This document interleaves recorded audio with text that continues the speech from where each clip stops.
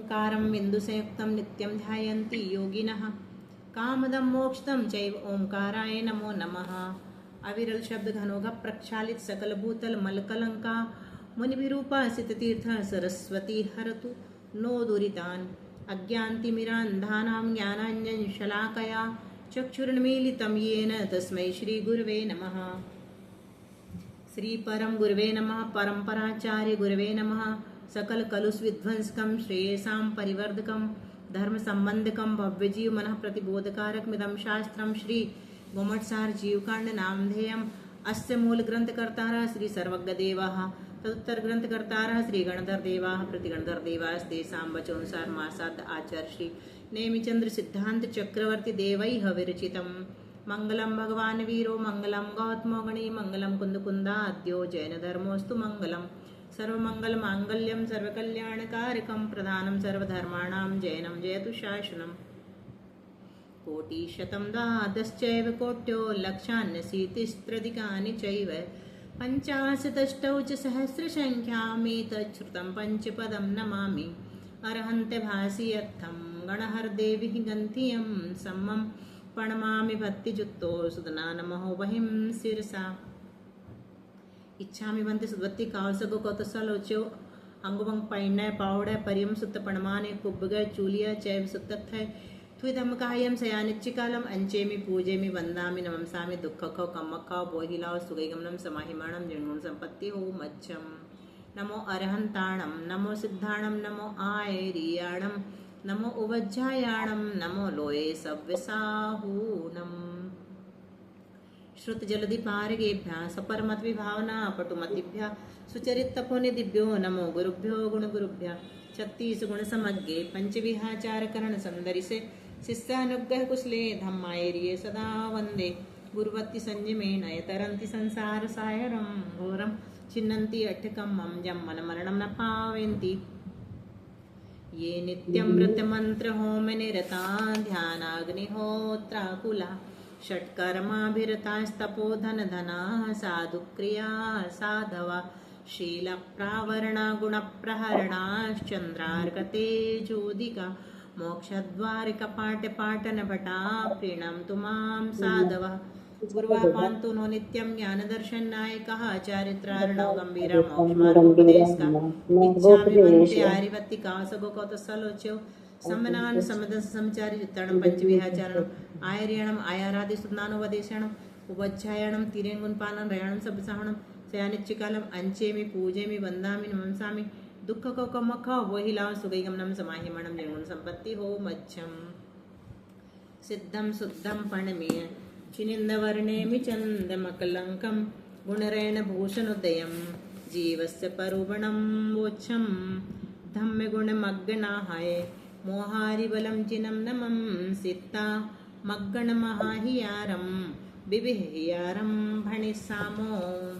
संत शिरोमणि आचार्य गुरुर्षि विद्यासागर जी महाराज की जय। आचार्य गुरुर्षि समय सागर जी महाराज की जय।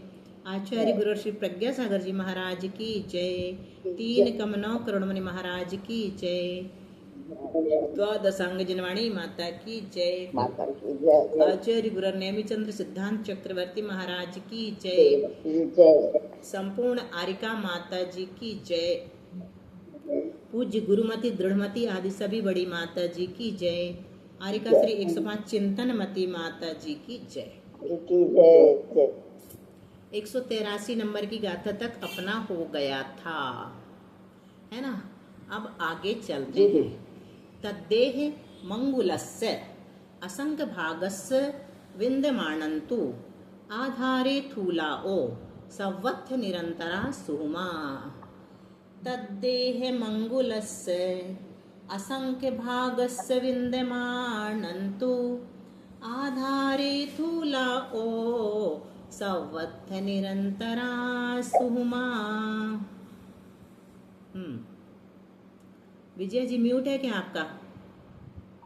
नहीं है, आवाज क्यों नहीं आ रही? तद्देह मंगुलस्य असंख्य भागस्य विद्यमानन्तु आधारे थूलाओ वर्थ निरंतरा सुहुमा। प्रणाम वंदना सादर वंदना सुनिए दीदी। अब क्या बता रहे हैं यहाँ पर, बादर और सूक्ष्म दोनों ही तरह के शरीरों की, तद्देह मतलब दोनों ही तरह के शरीरों की अवगाहना कितनी है? अवगाहना का प्रमाण अंगुलस्य असंख्य भागम, अंगुलस्य असंख्य भागस्य मतलब घनांगुल के असंख्यातवे भाग प्रमाण है। आपने देखा होगा अभी आप 64 अवगाहना का यंत्र अगर बंद आंख करके देख सकते हैं, क्योंकि अपन लोगों ने बहुत अच्छे से पढ़ा है, तो बहुत दूर तक जब हम पहुंच गए थे तब भी अवगाहना कितनी प्राप्त हो रही थी? घनांगुल के असंख्यातवे भाग प्रमाण ही प्राप्त हो रही थी, है ना। घनांगुल बटे, वो भले ही घात लगी हुई थी, कहीं 22 की घात कहीं कुछ, लेकिन उसका प्रमाण कितना था? घनांगुल के असंख्यातवे भाग प्रमाण ही था। तो बादर की भी उतनी ही है और सूक्ष्म की भी, दोनों तरह के शरीरों की अवगाहना का प्रमाण घनांगुल के असंख्यातवे भाग प्रमाण है। इनमें से स्थूल शरीर आधार की अपेक्षा रखता है। आधारे थूला, स्थूला मतलब स्थूल शरीर जो है वो आधार की अपेक्षा रखता है, किंतु सुहुमा निरंतरा संवत्त है। किंतु सूक्ष्म शरीर जो है निरंतर यानी बिना अंतर के ही, संवत्त यानी सब जगह अनंत भरे हुए हैं, उनको आधार की अपेक्षा नहीं रहा करती है। पृथ्वी कायिक आदि की अवगाहना क्या बताई? पृथ्वी कायिक आदि चारों की अवगाहना घनांगुल बटे असंख्यात है ना, घनांगुल के असंख्यात विभाग है। और जघन्य भी घनांगुल बटे असंख्यात है और उत्कृष्ट भी घनांगुल बटे असंख्यात है ना। जब अपन 24 नंबर में पहुंच गए थे, 31 नंबर में पहुंच गए थे, तब भी कितना प्राप्त हो रहा था? घनांगुल बटे असंख्यात ही प्राप्त हो रहा था, है ना। परंतु जघन्य से उत्कृष्ट असंख्यात गुणी होती है। असंख्यात के भी असंख्यात भेद हैं, ये बात हमने दिमाग में ले ली है। तो जो जघन्य अवगाहना है असंख्यात प्रमाण घनांगुल बटे असंख्यात प्रमाण, और उत्कृष्ट अवगाहना है घनांगुल बटे असंख्यात प्रमाण, वो जो उत्कृष्ट अवगाहना है वो जघन्य से असंख्यात गुणी बड़ी है ना? हाँ। तो विशेष क्या समझा अपन ने? जो अन्य पुद्गलों के आश्रय सहित है वो तो बादर काय है, और जो बिना किसी अन्य पुद्गल के आश्रय सहित है सर्वत्र लोक में है, वे सब सूक्ष्म काय हैं, है ना। यद्यपि बादर की अवगाहना से सूक्ष्म की अवगाहना अधिक हो सकती है, ये लग रहा ना थोड़ा आश्चर्यजनक आप लोगों को, लग रहा कि नहीं? सूक्ष्म की अवगाहना बादर से ज्यादा हो सकती है, क्योंकि बाद में भी हमको नंबर में सूक्ष्म प्राप्त हुए थे। देखा था अपन ने। तथापि सूक्ष्म रूप से परिणत स्कंद अघात रूप है। अघात मतलब अन्य से रोके नहीं जाते और दूसरों को रोकते भी नहीं है, भी रुकते नहीं, इसलिए वो सूक्ष्म ही कहलाते हैं। भले ही बड़े हैं अवगाहना में, भले ही वो बड़े हैं बादर की तुलना में, लेकिन वो सूक्ष्म ही कहलाएंगे। और एक बात अपन ने सुना है कि रिद्धिधारी जो मुनि महाराज लोग रहते हैं वो तप के प्रभाव से लांग जाते हैं, वज्र में से भी निकल जाते हैं। तो कहते हैं रिद्धिधारी मुनि देव आदि का शरीर बादर ही है, भले ही वो वज्र से निकल जाए, है ना, वो सूक्ष्म नहीं कहलाएंगे। तप के अतिशय के प्रभाव से वज्र में से निकल जाना आदि कार्य देखे जाते हैं। तो क्या पढ़ा हमने? काय मारणा में पृथ्वी जल अग्नि वायु कायिक और वनस्पति कायिक, इनके दो भेद हैं, सूक्ष्म और बादर, और त्रस्कायिक का सिर्फ एक भेद है बादर, है ना। होते हैं। चलो गाथा नंबर 185। उदियेदु वणफदी कम्मस्य जीवा वणफदी होन्ति पत्तेयम सामन्नम पदिट्ठि दिदरे ति पत्तेयम। उदियेदु वणफदी कम्मस्य उदियेदु वणफदी कम्मस्य जीवा वणफदी होन्ति पत्तेयम सामन्नम पदिट्ठि दिदरे ति पत्तेयम। पारुल। उदियेदु वणफदी कम्मस्य जीवा वणफदी होन्ति पत्तेयम सामन्नम पदिट्ठि दिदरेति पत्तेयम। क्या कह रहे हैं? स्थावर नाम कर्म का अवांतर विशेष भेद जो वनस्पति नाम कर्म है। स्थावर नाम कर्म तो भेद है ना, उत्तर भेद, उसका भी एक अवांतर भेद है, जिसे क्या कहते हैं? वनस्पति नाम कर्म। वनस्पति का एक जीव है ना, उसके उदय से जीव वनस्पति होते हैं। उनके दो भेद हैं, एक प्रत्येक और दूसरा साधारण। और प्रत्येक के भी दो भेद हैं, सप्रतिष्ठित और अप्रतिष्ठित। तो क्या कह रहे हैं, उदयेदु वनस्पति कम्मस्य, वनस्पति कम्मस्य यानी वनस्पति नाम कर्म के उदय से जीव वनस्पति होते हैं। पत्तेयम सामान्यम, इसके दो भेद हैं, पहला प्रत्येक और दूसरा सामान्य यानी साधारण। और पदिक्किदरेति पत्तेयम, प्रत्येक के भी दो भेद हैं, प्रतिष्ठित और अप्रतिष्ठित। अप्रतिष्ठित। तो वनस्पति नाम कर्म के उदय से जो जीव की पर्याय होती है उसे वनस्पति कायिक कहते हैं। वनस्पति कायिक साधारण किसे कहते हैं, एक शरीर के अनंत स्वामी होते हैं, उसके सूक्ष्म और बादर दो भेद होते हैं। और प्रत्येक किसे कहते हैं, एक शरीर के एक स्वामी, एक शरीर का एक स्वामी, उसके भी दो भेद हैं, प्रतिष्ठित और अप्रतिष्ठित। प्रतिष्ठित को सप्रतिष्ठित भी कहते हैं ना। तो जिस प्रत्येक शरीर के आश्रय से निगोदिया जीव रहें उसे तो सप्रतिष्ठित कहते हैं, और जिस प्रत्येक शरीर के आश्रय से निगोदिया जीव नहीं रहते उसे अप्रतिष्ठित कहते हैं। अब आगे चलते हैं। इतना तो समझ में आ गया ना, पढ़ा हुआ है अपना, है ना। जी। मूलग पोर बीजा कंदा तह खंद बीज बीज रूहा समुच्छिमा या भणिया पत्तेया नंत कायाया। मूलग पोर बीजा कंदातः खंद बीज बीज रुहा समुच्छिमा या भणिया पत्तेयानंत कायाया। मूलग पोर बीज कंदात खंद बीज बीज रुहा समुच्छिमाय बढ़िया पत्ते आड़ंत कायाया। वंदनंती। देखो थोड़ा नया है ये बहुत पहला दूसरा भाग में ये पढ़ने नहीं मिलता। जिन वनस्पतियों का बीज मूल अग्र पोर, मूल अग्र पर्व, कंदा यानी कंद या खंड, खंड यानी स्कंद, अथवा बीज जो बीज से उत्पन्न होती हैं, और बीज रूहा यानी बीज रूहा बीज से उत्पन्न होने वाली बीज रूहा, और समुच्छिमा यानी सम्मूर्छन है, वे सभी वनस्पतियां पत्तेयानंत कायाया सप्रतिष्ठित तथा अप्रतिष्ठित दोनों प्रकार की होती है। च से अप्रतिष्ठित भी लगा लेना।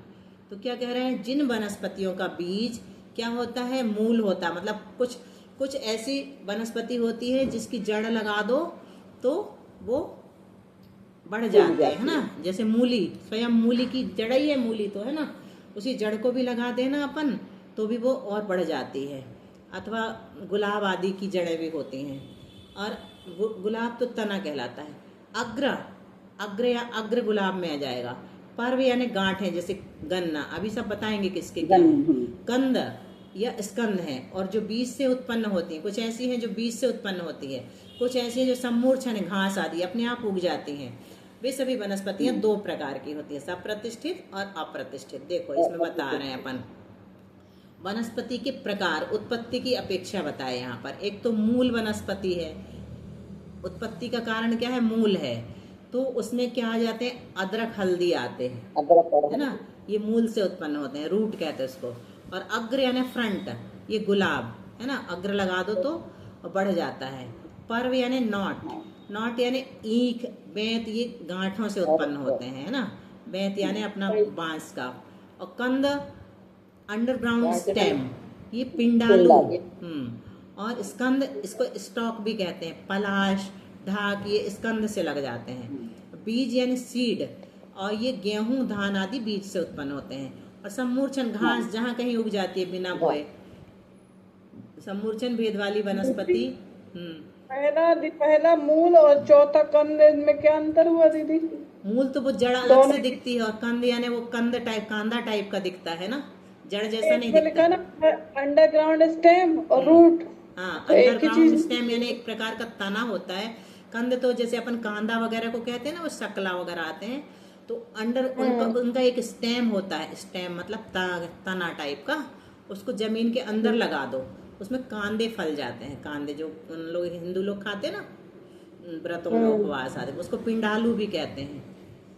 तो वही दीदी रतालू वगैरह आएंगे इसमें, रतालू बोलते ना। हाँ, वो सब आ जाते हैं। ये जड़ जैसा नहीं दिखता है, ये तना जैसा दिखता है। स्टेम कहा ना, स्टेम यानी तना होता है। लेकिन वो अंडरग्राउंड लगता है, नीचे जमीन के अंदर लगता है। और एक जो है ऊपर लगता है तना, स्कंद, ये वाला, ये भी तनई जैसा होता है, इसको ऊपर लगा दो तो भी हो जाता है। तो यहाँ पर फिर वो जमीन का दीदी में वो जमीन का नहीं आएगा। हाँ, जमी कंदा ही है वो, तो वही तो पता करके अपन छोड़ते हैं, छुड़वाते हैं लोगों से, अपन खाते हैं तो। अपन नहीं खाते, जो लोग खाते हैं उनको अपन को पता है, तो अपन फिर बता देते कि उनमें अनंत जीव होते हैं, उन्हें नहीं खाना चाहिए। तो ये समूर्छन भेद वाली, हाँ। इंदौर में आते गड़ालू गड़ाड़ू गराड़ू कहते क्या, वो कंधा ही रहते हैं वो तो। कंधा ही रहते हैं वो तो। ये पिंडालू कह रहे हैं, उसी को कहते होंगे पिंडालू, नाम बदल देते हैं। शकरकंद है, शकरकंद भी वही कांदे को बोलते हैं हम लोग। क्या बचपन में हम लोगों ने भी खाए हैं, इतने शुद्ध हम लोग भी नहीं हैं, छोटे छोटे थे, हिंदू बच्चों के साथ पढ़ते थे, उन लोग को अच्छी लगती थी जो चीजें, अपने को भी लग जाती थी। फिर बाद में जब पता चला तब छूटती चली गई। सब खाए दीदी, हमने तो खा भी रहे। वही तो कह रहे दीदी, गन्ने की गठान अवक्ष में आती होगी ना? नहीं, अभक्ष में नहीं आती, गठान नहीं आती अभक्ष में। अभक्ष में नहीं आती, लेकिन वो खाने योग्य ही नहीं है, अयोग्य है, इसलिए उसको अपन अलग कर देते हैं, खा ही नहीं सकते, लेकिन उसको अभक्ष में नहीं डालना है। वो जैसे रस वाले खट्टन छील के रस निकाल देते हैं गठान समेत, तो वो भक्ष का आएगा। हाँ, वो भक्ष कहलाता है। ये पर्व है ना, पर्व जो है ये खाने योग्य है, ईख बेंत दोनों, ये अभक्ष में नहीं आते हैं। तो बेंत तो कोई खाता ही नहीं। क्या होता है दीदी? बेंत क्या है? बेंत माने? बेंत तो कोई खाते ही नहीं, माता जी लोगों की पिच्छी में जो लगती है ना, बांस होते हैं ना दीदी, बांस जिसके मूड़े वगैरह बनते हैं ना, मूड़े। हाँ, सुनो बता रहे हैं, माता जी लोगों की जो पिच्छी में लगता है ना, महाराज जी माता जी की, वो बेंत कहलाती। बेंत जो है मुड़ जाती जल्दी से, बहुत नाजुक होती है, और बांस थोड़ा कड़ा होता है। बांस और बेंत एक ही बीज से उत्पन्न होते हैं एक तरह से, लेकिन कल्लू दीदी कह रही विद्या के कंधे खाई। क्या विद्या? विद्या के कंधे खाई है। विद्या विद्या अपनी पिंड। चलो, पूरा याद दिला दी संध्या दीदी ने। पूरा बचपन याद दिला दी, साथ में खाते थे ना हम लोग। हाँ, वही तो मैं कह रही हूँ, कह रही ना कि विद्या के खाए। तो यहाँ पे क्या बताया, वनस्पति का सम्मूर्छन नाम का भेद जो है वो रूढ़ी से सम्मूर्छन है। अपन जैसे कहते हैं ना सम्मूर्छन जीव, वैसा नहीं है, रूढ़ी से है। क्यों? जन्म के कारण नहीं, क्योंकि ये सम्मूर्छन जीवों टाइप का इनका जन्म नहीं है, बल्कि रूढ़ी से उनको सम्मूर्छन कहते हैं। जन्म भेद कैसे? मतलब 2 इंद्री से लेकर 3 इंद्री 4 इंद्री जो सम्मूर्छन जीव उत्पन्न होते हैं ना, उनको अपन क्या कहते हैं कि वातावरण में ही उनका योनि स्थान बन जाता है, वो उत्पन्न हो जाते हैं चींटी में, शक्कर वगैरह वगैरह। ऐसे वनस्पति का सम्मूर्छन वाला भेद नहीं है, इनको सम्मूर्छन कह देते हैं। जन्म के कारण नहीं कहते कि इनका जन्म अपने आप हुआ है, वातावरण से हुआ है, इसलिए नहीं, बल्कि रूढ़ी से इनको सम्मूर्छन कहा गया है। अच्छा। जन्म भेद की अपेक्षा सभी प्रकार की वनस्पति सम्मूर्छन ही है, चाहे वो लौकी हो, चाहे कद्दू हो, चाहे बेल हो, चाहे, ये सब सम्मूर्छन ही है। कोई माता पिता के पेट से थोड़ी जन्म लिया है। लेकिन यहाँ बीज तो लगाने पड़ते हैं, बीज तो लगाते हैं। बीज भी सम्मूर्छन है ना, मतलब रज और वीर से जो उत्पन्न होते हैं वो सम्मूर्छन नहीं होते हैं, बाकी सब सम्मूर्छन है। तो उस अपेक्षा से ये सम्मूर्छन है। तो जन्म भेद की अपेक्षा सभी प्रकार की वनस्पति सम्मूर्छन कहलाती। 1 इंद्री, 2 इंद्री, 3 इंद्री, 4 इंद्री, ये सब सम्मूर्छन ही होते हैं। अब गाथा नंबर 187। गूढ़ सिर संधि पव्वम समभंग महीरुहम च छिन्न रुहम साहारणम शरीरम तव विवरीयम च पत्तेयम। गूढ़ सिर संधि पव्वम समभंग महीरुहं च छिन्न रुहम साहारणम शरीरम तव विवरीयम च पत्तेयम। चंदन वाला जी पढ़िए। गूढ़ सिर संधि पव्वम समभंग महीरुहं च छिन्न रुहं साहारणं शरीरं अविद्रियं च कर्त्रियं। हाँ, जिनकी सिरा, हाँ जिनकी सिरा, सिर यानी सिरा, बही और स्नायु, संधि, संधि और पवम यानी पर्व। क्या क्या लिया? सिरा, बही, स्नायु, स्नायु, बही स्नायु, बही स्नायु एक शब्द है। सिरा यानी बही स्नायु और संधि यानी रेखाबंध और पर्व यानी गांठ। कैसे हो? गूढ़, गूढ़ यानी छुपे हुए, अप्रकट हो। अप्रकट। क्या कौन कौन सी चीज? सिरा, संधि और पर्व। तो सिरा किसे कहते हैं? बही स्नायु, बाहर में दिखने वाले जो स्नायु होते हैं ना, तंतु, स्नायु मतलब जो लकीर वगैरह रहती हैं वनस्पति में, अपने स्नायु अलग प्रकार के होते हैं, वनस्पति के अलग होते हैं। और संधि यानी रेखा बंध और पर्व यानी गांठ, अप्रकट हो और समभंग, और जिनका भंग करो तो समान हो। जैसे छोटी छोटी ककड़ी अगर अपन तोड़ते हैं ना तो दो टुकड़े समान हो जाते हैं, है ना, हो जाते हैं, ध्यान दिया कभी। और महीरुहम, जी दीदी होते। हाँ, और दोनों भंगों में परस्पर हीरुक यानी अंतर्गत सूत्र तंतु न लगा रहे। अहिरुहम मतलब हीरुक, उनके अंदर जो धागा सा निकलता है ना वो न लगा रहे, पूरा साफ साफ टूट जाए, है ना, तो वो अप्रतिष्ठित कहलाएगा। वो प्रतिष्ठित, उसको सप्रतिष्ठित कहेंगे, अप्रतिष्ठित नहीं कहलाएगा। क्या कहेंगे उसको? सप्रतिष्ठित। और क्या लक्षण है उसका? छिन्न रुहम, छेदन करने पर जिसकी पुनः वृद्धि हो जाए, उसको सप्रतिष्ठित प्रत्येक वनस्पति कहते हैं। और तब विवरियम च पत्तेयम, और इन चिन्हों से जो रहित है वे सब अप्रतिष्ठित प्रत्येक हैं। देखो यहाँ अच्छे से बताते हैं। सिरा, संधि आदि के अर्थ क्या है? गूढ़, गूढ़ का अर्थ है जो बाहर से न दिखे। और सिरा लंबी सी लकीर, जैसे ककड़ी में बनी रहती है ना, बड़ी बड़ी ककड़ी में या छोटी ककड़ी में, तो देखना किस में मिलेगी। और संधि बीच में जुड़ा हुआ, जैसे नारंगी है तो ये एक दूसरे से जुड़ी रहती हैं अंदर से, है ना, कली, कलियां अंदर अंदर। और गांठ, पोर, गठान इस पर्व को कहते हैं। गन्ना में होती है, बैंत में होती। और तंतु किसे कहते हैं? सूत जैसा तंतु हो। चीकू में रहता है ना, अपन चीकू छीलते हैं तो एक एक ऐसी लंबी लंबी निकलती है, रेशा सा निकलता है। और पीपल का पत्ता, इनमें रहते हैं ये तंतु। तो सप्रतिष्ठित वनस्पति की पहचान बता रहे हैं। सप्रतिष्ठित, जो अपने को नहीं खाना चाहिए, जिनकी लकीर प्रकट ना हो। छोटी छोटी ककड़ी में लकीर नहीं दिखती, बड़ी बड़ी में दिखती है, प्रकट हो जाती। तो बड़ी वाली अपन खा सकते हैं, छोटी वाली नहीं खा सकते, है ना। छोटी ककड़ी, छोटी गिलकी, छोटी लौकी, और अपन को छोटी छोटी अच्छी लगती जौआ। हम लोग जब गांव में रहते थे तो चुन चुन के लाते थे दीदी, अपन चुन चुन के लाते नहीं, थे। लाते तो नहीं थे, पतली पीछे पतली। पीछे ही अपने घर में खेत में हो जाती थी ना, बाड़ी कहते थे उसमें। तो हमसे बड़े वाले भैया सुदर्शन, वो वहीं पे आधी आधी ककड़ी खा के आ जाते थे बेलई में। तो मम्मी समझती थी गाय खाती है। बाद में एक दिन वो खाते हुए पकड़ में आ गए। तब पता चला कि ये वाली गाय खाती है। छोटी छोटी ककड़ी वहीं बेलई से खा के आ जाते थे बाड़ी से, वो आधी आधी। तो ऐसे अभी होते भी हैं बच्चे। दिब्बू के यहाँ अभी भी लग रहे हैं, अभी उनके पीछे खेत में, उसमें बाड़ी में हाँ, पपीता और क्या क्या तो लगाई है दीप्ति भाभी ने। खूब बड़ी बाड़ी है ना उनके पीछे। हम लोग की भी खूब बड़ी है, करते रहते सब गांव के लोग। गुड़ दीदी ये इस्कॉन टेम्पल होते हैं ना, इस्कॉन टेम्पल, है ना, हाँ, तो उनकी भी बहुत बड़ी बाड़ी है। और वहाँ इतने फ्रूट और इतना लगाया हुआ है कि कितना भी खा लो। लगाते हैं ना।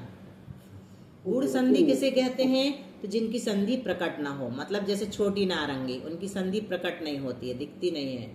और गुड़ पर्व किसे कहते हैं? जिनका पर्व प्रकट ना हो। पतला गन्ना होता है, गठाने नहीं दिखती बाहर से, और छोटी बैंत होती पतली, तो उसकी भी तो नहीं वो भी दिखती। नहीं खाना चाहिए। बैंत तो खैर खाने की चीज है ही नहीं, लेकिन वो सप्रतिष्ठित है, नहीं। पहचान। हाँ, पतला गन्ना नहीं खाना चाहिए, पतला गन्ना नहीं खाना चाहिए, सप्रतिष्ठित है वो।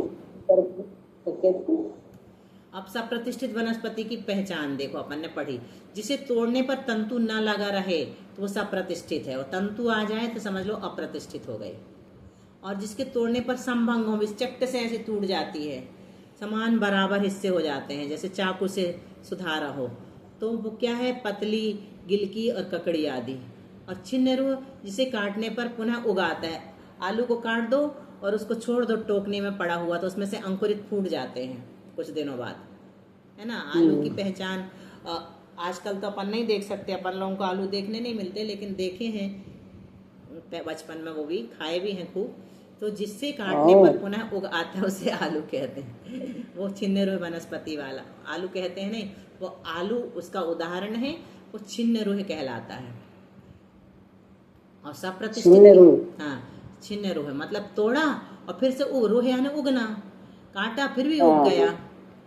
सप्रतिष्ठित वनस्पति की क्या पहचान है? सप्रतिष्ठित को भी साधारण कहते हैं, लेकिन कैसे कहते हैं? उपचार से कहते हैं। वास्तविक साधारण जीव तो हमारे ज्ञान का विषय भी नहीं बन पाते हैं। वास्तविक जो साधारण जीव हैं बहुत छोटे निगोदिया जीव होते हैं।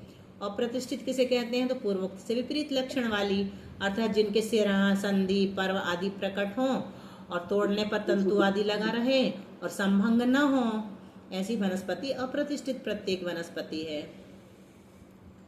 आगे चलते 188 मूले, हाँ सुमन दीदी आप पढ़ना। मूले कंदे छल्ली पवाल साल दल कुसुम फल बीजे समभंगे सदिनंता अस्मे सदिहोंति पत्तेया। किरण दीदी भी तो है, बोलो सुमन दीदी। मूले कंदे छल्ली पवाल साल दल कुसुम फल बीजे समभंगे सदिनंता अस्मे सदिहोंति पत्तेया। बहुत अच्छा, एकदम शुद्ध। जिन वनस्पतियों के मूले यानी मूल, कंदे यानी कंद, छल्ली यानी त्वचा, पवाल यानी प्रवाल, साल दल यानी नवीन कोमपल अथवा अंकुर और क्षुद्र शाखा, टहनी, पत्र, कुसुम यानी फूल, दल यानी पत्ता होता है, और साल से क्या लिया? अंकुर, टहनी, और क्या बताया? फल, तथा बीजों को, बीजे यानी बीजों को तोड़ने से समान भंग हो, उसको सप्रतिष्ठित प्रत्येक वनस्पति कहते हैं। और जिनका भंग समान ना हो उनको अप्रतिष्ठित प्रत्येक वनस्पति कहते हैं। क्या कहा? जिन वनस्पतियों के मूल, कंद, त्वचा, मूले, कंदे, छल्ली, पवाल, पवाल यानी होता है अंकुर, नवीन कोमपल अथवा अंकुर, और साल दल कुसुम, साल यानी टहनी, साल से क्या लेना? टहनी, क्षुद्र शाखा, छोटी छोटी छोटी शाखा यानी टहनी, और दल यानी पत्ता, पत्ता यानी पत्र, कुसुम यानी फूल, और फल यानी फल, और बीजे यानी बीजों को तोड़ने से समान भंग हो उसको सप्रतिष्ठित प्रत्येक वनस्पति कहते हैं। समभंगे सदी नंता अस्मे सदी होंति पत्ते, और जिनका समान भंग ना हो उनको अप्रतिष्ठित प्रत्येक वनस्पति कहते हैं। तो क्या क्या बताया? Parts of tree.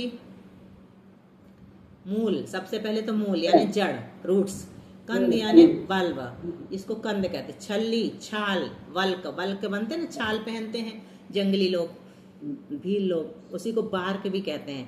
प्रवाल किसे कहते हैं? कोपल, अंकुर, उसी को स्प्राउट कहते हैं, आजकल स्प्राउट खाते हैं लोग। शीडलिंग, और शाला किसे कहते हैं? छोटी शाखा कहो या डाल कहो या टहनी कहो या ट्विग कहो। और पार्ट्स ऑफ ट्री और क्या है? शाखा यानी बड़ी शाखा, डाल, टहनी, ब्रांच, ये सब बड़ी भी होती हैं। और दल यानी पत्ते, लीव्स, फॉलिएज, कुसुम यानी फूल, फ्लावर, फल यानी फ्रूट, और बीज जिससे पुनः उत्पत्ति होती, सीड्स। इन सबके समभंग हो तो प्रतिष्ठित प्रत्येक हैं, और यदि समभंग न हो तो अप्रतिष्ठित प्रत्येक हैं। चलो और देखते हैं क्या कह रहे हैं। कंदस, हाँ किरण दीदी आपकी बारी है, आप रह जाती हो, यहाँ नाम नहीं आता मेरे में, ऐसे घुमा के देखना पड़ता तब आप दिखती हो। जिनकी वीडियो रहते हैं वो पहले पहले दिखते हैं। कंदस्य व मूलस्य व साला खंदस्य वावि बहुल तरी छल्ली सानंत जिया पत्तेय जिया तु तणु कदिरी कंदस्सव मूलस्सव साला खंदस्य वावि बहुल तरी छल्ली सानंत जिया पत्तेय जिया तु तणु कदिरी। मूलस्य आलासं खंदस्य वावि बहुलवरी छल्ले साड़ंत जिया पत्ते जिया तुत तणो कदरी। जिस वनस्पति के कंदस यानी कंद, मूलस यानी मूल, साला यानी क्षुद्र शाखा या स्कंद की खंदस स्कंद की छाल बहुलतरी मोटी हो, उसको सानंत जिया अनंत जीव सप्रतिष्ठित प्रत्येक कहते हैं। जिसमें अनंत जीव रहते हैं ऐसी सप्रतिष्ठित प्रत्येक वनस्पति कहलाती है। किसको? जिस वनस्पति के कंद यानी जड़, मूल यानी भी जड़ होता है, कंद मूल अपन कहते हैं ना, कंद मूल, और क्षुद्र शाखा यानी या स्कंद की छाल मतलब तने की छाल मोटी हो, उसको अनंत जीव सप्रतिष्ठित प्रत्येक वनस्पति कहते हैं। और जिसकी छाल पतली हो उसको अप्रतिष्ठित प्रत्येक वनस्पति कहते हैं। पहले क्या होती है? ये मोटी रहती है जब तक उसमें सप्रतिष्ठित जीव रहते हैं, फिर बाद में पतली हो जाती। सप्रतिष्ठित प्रत्येक किसे कहा? कंद मूल क्षुद्र शाखा या स्कंद की छाल मोटी हो तो सप्रतिष्ठित वनस्पति, कंद मूल क्षुद्र शाखा या स्कंद की छाल पतली हो तो अप्रतिष्ठित प्रत्येक वनस्पति। चलो एक और हो सकता है अपना, हाँ हो जाएगा, कर लेते, 3 मिनट है। बीजे जोनी भूदे जीवो चंक मदिसोव अन्नोवा जेविय मूला दिया ते पत्तेया पढ़मदाए। शिक्षा जी पढ़ेंगी क्या आप? अनीता जी कोई भी पढ़ो, कौन रहेगा? कविता, कविता आईफोन, जिसकी आवाज पहले आ जाए कोई पढ़। बीजे चौड़ी दीदी वंदना। हाँ, बोलो। बीजे चौड़ी भूदे जीवो चकमदी सोवा अर्णोवा जेविया मूल दिया ते पत्ते या पणम दाए। वंदना मूल दीदी। आदि वनस्पतियों की उत्पत्ति का आधारभूत पुद्गल, क्या कह रहे हैं? मूल आदि वनस्पतियों की उत्पत्ति का आधारभूत जो पुद्गल स्कंद है, योनिभूत मतलब जिसमें जीव उत्पत्ति की शक्ति हो, उसमें जल या काल आदि के निमित्त से वही जीव अथवा अन्य जीव भी आकर उत्पन्न हो सकता है। क्या कह रहे हैं? जो मूलादि प्रतिष्ठित वनस्पतियां हैं वे भी उत्पत्ति के अंतर्मुहूर्त तक अप्रतिष्ठित ही होती हैं। मतलब यहाँ क्या बताए? योनि बताई। जीव उत्पन्न होने का आधारभूत पुद्गल स्कंद जो है उसको क्या कहते हैं? योनि कहते हैं। और योनिभूत, जब तक योनि में जीव उपजने की शक्ति है तब तक वह स्कंद योनिभूत है। और मूल आदि बीज के योनिभूत होने पर जल या काल आदि का निमित्त मिल जाए, मतलब जैसे बरसात आ गई, ये काल मिल गया, या पानी गिर गया उसके ऊपर, पानी पड़ गया तो जल का निमित्त मिल गया, तो उस बीज में वही जीव अथवा अन्य जीव उत्पन्न होता है। वही जीव मर जाएगा, फिर से वही उत्पन्न हो जाएगा, या दूसरा जीव भी आकर के उत्पन्न हो सकता है। प्रत्येक वनस्पति के नियम क्या है? तो सारी प्रत्येक वनस्पति प्रारंभ के अंतर्मुहूर्त में अप्रतिष्ठित ही होती है और फिर बाद में निगोद जीव द्वारा आश्रय लेने पर सप्रतिष्ठित हो जाती है। पहले से नहीं रहती वो अप्रतिष्ठित, बाद में वही सप्रतिष्ठित हो जाती है और फिर बाद में वो फिर से अप्रतिष्ठित भी बन सकती है। ऐसा वनस्पतियों का विशेष ज्ञान हम सबको अगर हो जाए तो हम कितने सारे जीवों की हिंसा से बच जाएं। चलिए विजया जी, जिनवाणी स्तुति। वनस्पतियों की जिह्वयनमोऽसमीनं विषयसुविरेयनम् अमितबोधं जरमरन्नवाहिहरणं करणं सौवदुःखाणं। प्रणाम वंदना दीदी। सह विषय सौख्य विरेचनाहे पीते सुशीघ्र मिटती चिरवेदनाहे भाई जरा मरण रोग निवारती है संजीवनी सुख करी जिन भारती है।